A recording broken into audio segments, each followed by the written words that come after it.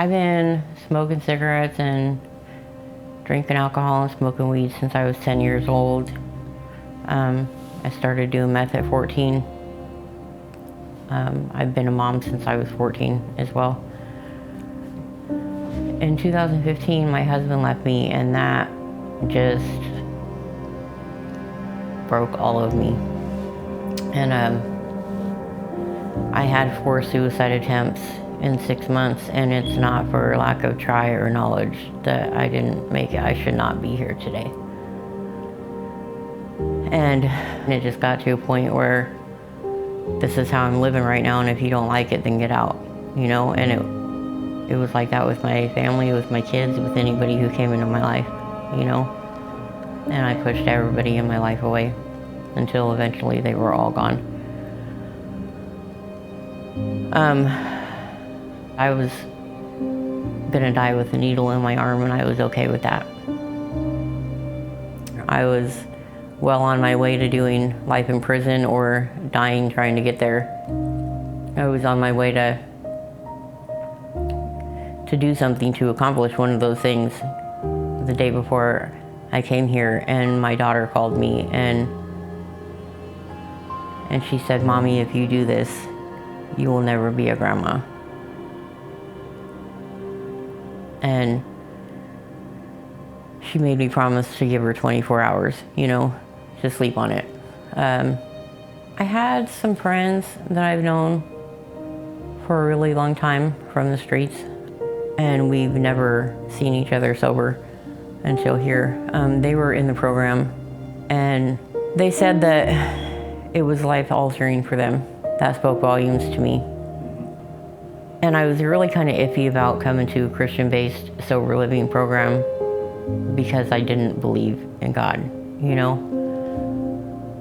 But I figured, why not try the 2 things that I've never tried before? Because I knew I couldn't do it on my own this time. Rehab and God, you know? I know they don't call this a rehab, but it was rehab to me. I just kind of showed up on their doorstep. I did a phone interview and actually was told no.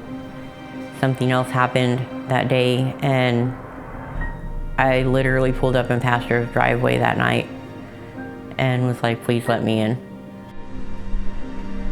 I was very angry and violent when I got here, and I hated everybody, and I didn't know how to talk to anybody. In fact, when I first got here, I packed my room up every other day I was gonna move out.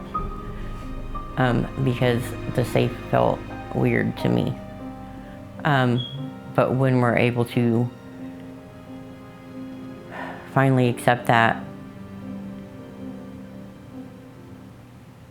place of rest and peace, it's very comforting. So I would tell them that it's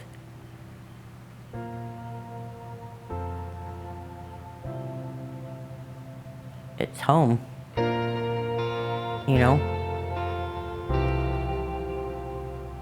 The ladies in my house, they just see me through all my ugly, and they just came alongside me and loved me through it anyway, because they've been there before. The people who were here before them loved them through their ugly, and now I'm trying to do the same for the ones who come in after me, and I wouldn't have been able to do that before because I never knew him before.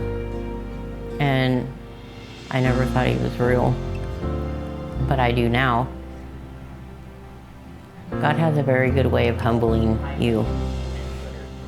I was here before, and I left for a couple of months. And when I was here before, I would have said it was me and my own efforts getting me this far.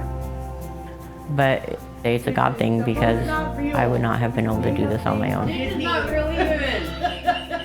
I would not have been able to stay sober this long if it wasn't for Pastor's hands-on counseling. I think it's God working through him.